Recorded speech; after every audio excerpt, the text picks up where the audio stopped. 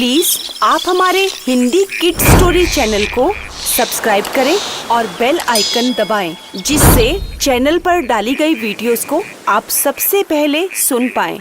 और अगर आपको ये कहानियाँ अच्छी लगे तो उन्हें लाइक और शेयर करना ना भूलें। हेलो बच्चों, कैसे हो आप सब?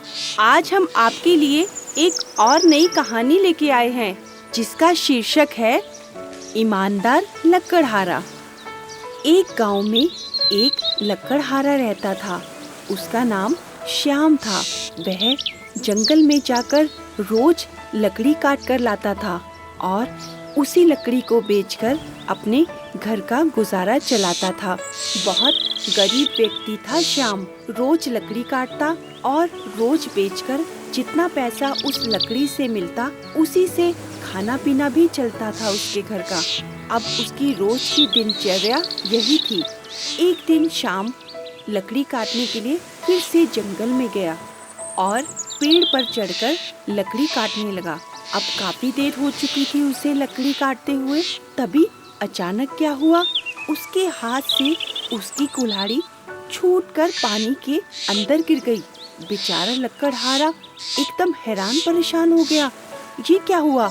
मेरी कुल्हाड़ी पानी में गिर गई। कुछ देर तो उसे समझ में नहीं आया कि मुझसे अचानक ये कैसे हो गया। बेचारा परेशान होने लगा और काफी सुबक सुबक कर रोने लगा। मेरा एक ही सहारा था, यह कुल्हाड़ी, वो भी मुझसे छूटकर पानी में गिर गई। अब मैं अपने घर का गुजारा कैसे चलाऊंगा? क्या बोलूंगा अपने बच्चों को और बीवी को? घर जाकर क्या बताऊंगा कि आज मेरी कुल्हाड़ी पानी में गिर गई थी? यह सोच सोचकर बेचारा श्याम सुबक सुबक कर रोने लगा। तभी नदी के देवता प्रकट हुए और उन्होंने कहा, हे मानव, कौन हो तुम क्यों रो रहे हो? इतने दुखी क्यों हो? श्याम ने अपनी आप बीती सारी व्यथा बताई। प्रभु, मेरा नाम श्याम है। मैं बहुत गरीब लकड़हारा हूँ और इसी पास ही गांव में रहता हूँ। मैं यही लकड़ी काट कर बेचता हूँ और फिर जो पैसे मिलते हैं उससे मैं अपने घर का गुजारा चलाता हूँ और वही कुल्हाड़ी मेरी पानी में गिर गई है, इसीलिए मैं रो रहा हूँ। तभी नदी के देवता बोले, कोई बात नहीं, तुम रो मत, मैं कुछ करता हूँ, तुम्हारी कुल्हाड़ी ढूंढ कर लाता हूँ। और फिर वह नदी के देवता पानी में डुबकी लगाकर अंदर चले गए और थोड़ी देर प्रतीक्षा करने के बाद वह बाहर आए और उनके हाथ में एक कुल्हाड़ी थी। उन्होंने वह कुल्हाड़ी श्याम के हाथ में रख दी। लो श्याम, तुम्हारी कुल्हाड़ी मिल गई है, अब तो तुम खुश हो ना? लेकिन श्याम ने देखा यह कुल्हाड़ी तो सोने की है। वह उस कुल्हाड़ी को देखने लगा और बोला, नहीं प्रभु, यह कुल्हाड़ी मेरी नहीं है, मेरी कुल्हाड़ी तो लोहे की है। अच्छा रुको, मैं दोबारा से अंदर देखकर आता हूँ और तुम्हारी कुल्हाड़ी ढूंढ कर लाता हूँ।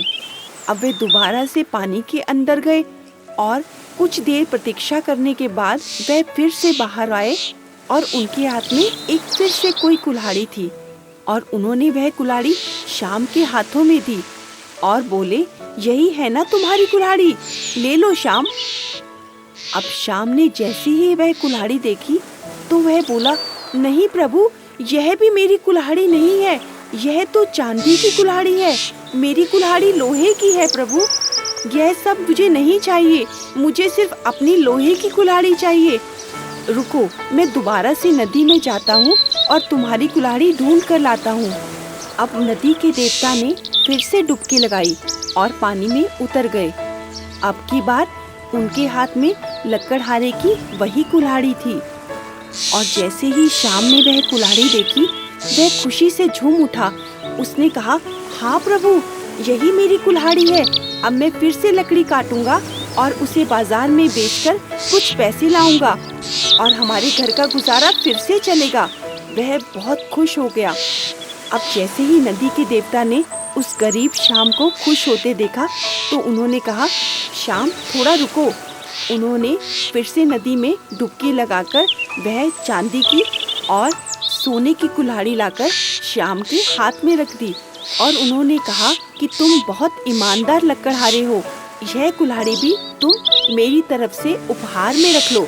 अब श्याम बहुत खुश हुआ और वह तीनों कुल्हाड़ी लेकर अपने घर चला गया। जैसे ही वह अपने घर जा रहा था, रास्ते में उसे कुछ दोस्त मिले। उन्होंने कहा, अरे श्याम, ये इतनी सारी कुल्हाड़ी लेकर कहाँ से आ रहे हो? अब श्याम ने उन सबको अपनी आपबीती बताया, नदी के देवता ने मुझे यह उपहार में दी है। उसने सारी कहानी उन सब दोस्तों को बताई। अब उन दोस्तों में से एक दोस्त बहुत चालाक था। उसने सोचा, क्यों ना मैं भी ऐसा ही कुछ करूं।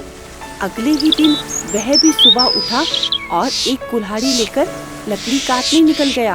वह भी शाम की तरह ही पेड़ पर चढ़ा और लकड़ी काटने लगा और जानबूझकर पेड़ पर से अपनी कुल्हाड़ी नीचे गिरा दी। तो बस जैसे ही पानी में कुल्हाड़ी गिरी, वह बहुत तेज रोने लगा। मेरी कुल्हाड़ी पानी में गिर गई, अब मैं घर का गुजारा कैसे चलाऊंगा?